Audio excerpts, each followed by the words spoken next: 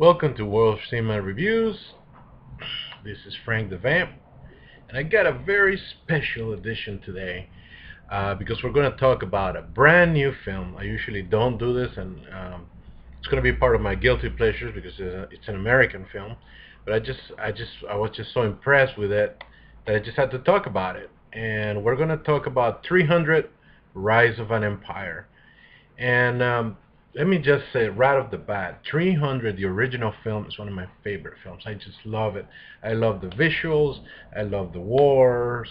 I love the story, the plot. It's just so, it's such a great adaptation of the Frank Miller's the novel, graphic novel, and that I just love it. Now, coming to this film, I had a lot of expectations, but I also had a lot of fears about 300: Rise of an Empire. And let me tell you right off the bat, this movie did not disappoint. It has awesome visuals, awesome action scenes. It doesn't have one boring moment whatsoever. It's pretty cool. It has a few flaws, it's not as good as 300. I don't think you can top that, but I really liked it, and I wanted to tell you about it. So, right off the bat, 300. It's based on Frank Miller's unreleased graphic novel called Cersei's, and it's not directed by Zack Snyder anymore. It's directed by Noah Muro, but Zack Snyder, the original director, it's all over it because he wrote the screenplay and he also produced. So, and I can totally see why. Let's talk about, first of all, this is not a sequel. It's not a prequel. It's actually another story that's going on at the same time. It's simultaneously going with the 300 that went to fight at the Hot Gates, against the Persians, against Cersei's army. At the same time, this story is going on, and it's really cool because you do see some, spoilers. I'm not gonna spoil much, but there are. I'm not gonna spoil anything really. I don't want because it's pretty cool.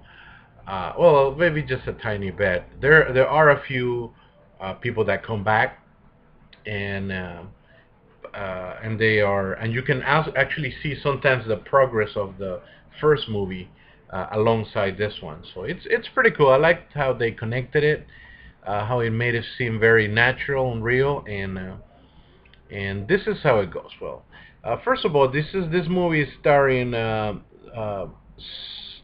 Sullivan Stapleton, Eva Green, Lena Headey, Hans Mattison, and reprising his role as Cersei's, the awesome Rodrigo Santoro. And he's one of the biggest highlights of the film. I'm going to talk about that a little bit later. I really do like, I love to hate Cersei's, and we're going to, the character played by Rodrigo Santoro, but we're going to talk about that as well. Let's kick it off with the plot, okay? So we have, we're treated to the Battle of Marathon,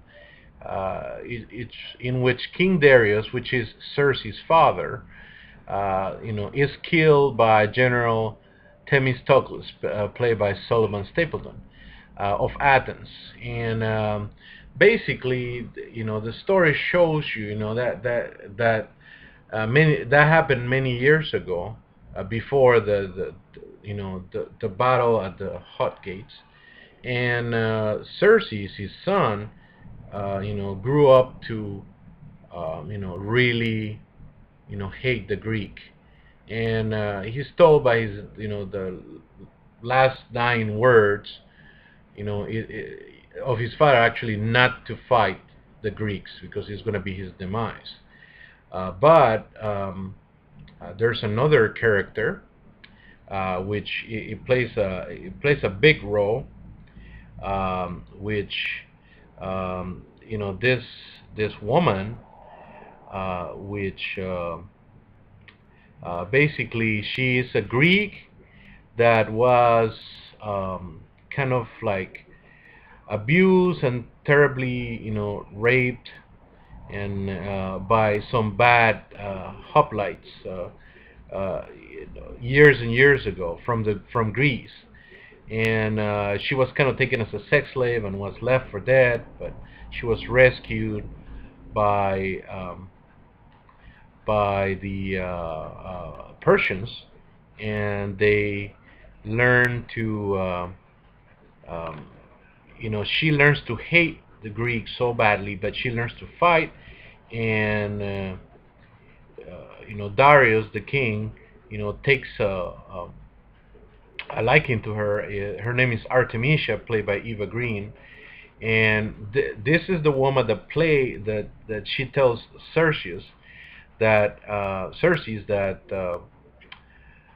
in fact the words didn't mean that he shouldn't fight the Greek. It should be that it's a challenge to him. But in order to do that, he's told that only the gods can defeat the Greeks. So that's where Xerxes gets this obsession of becoming, this god, so that he can defeat it, this man god. And he goes through some kind of mystical journey where he feels that he becomes this freakishly weird dude that we know Xerxes to be, and it's awesome, man. The parts where he's there, way in the beginning of the film, started loving it. It's just pretty cool. So basically, the plot follows that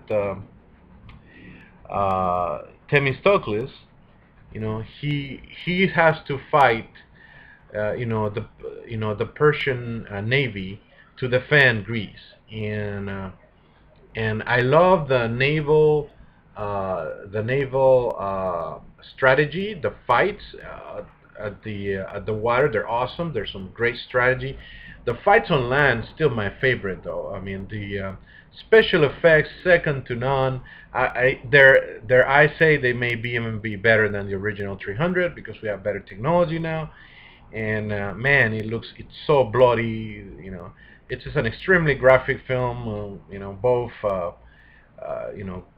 graphically, violence-wise, there's some very strong sexual imagery as well.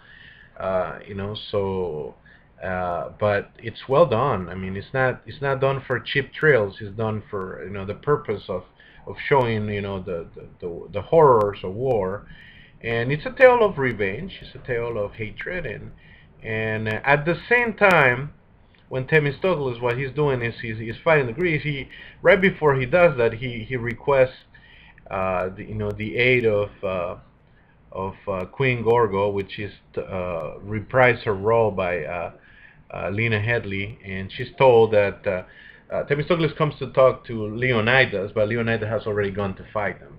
So there's no encounter with them, but the two stories are going on at the same time. Frankly, I love the story was pretty good. Let me talk about the strong points first. Special effects awesome, action scenes awesome, visuals nightmarish awesome. We see more cameos of other players but I'm not gonna spoil who. And the movie leaves wanting you for more. That's the best thing. That it's not boring. It's epic. Having said that, it does have a few flaws. There's I think that Cersei should have been there more.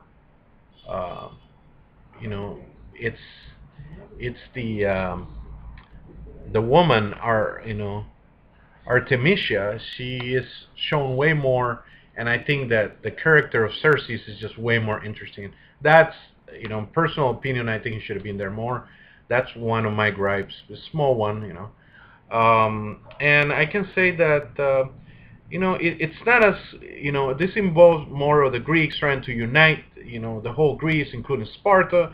Spartans are kind of doing their own thing. I do miss the Spartans, but they will be there. As little tiny small spoiler. There's some that show up, but the Spartans were awesome. I mean, but But the Greeks are pretty cool too. The battles on the ocean, the battles and just pretty great entertaining film, man. I was like, I wasn't going with the greatest expectations, but I came out of that, you know, pretty happy, and content. So I say, it's worth the price. I saw it in digital form.